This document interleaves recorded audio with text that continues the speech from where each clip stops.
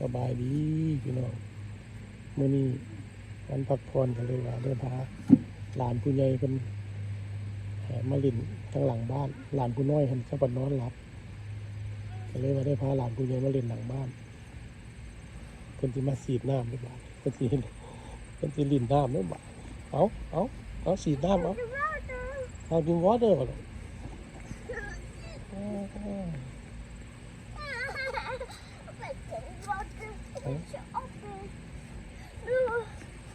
โอ้มันสิเปียกน็อตโอเพ่นลูกมันสิเปียกลูก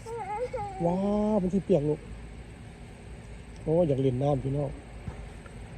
เล่นน้ำคันเปิดน้ำให้นี่ลิ่นสีดใส่เจ้าของเพื่อนเบิดบ่เปิดให้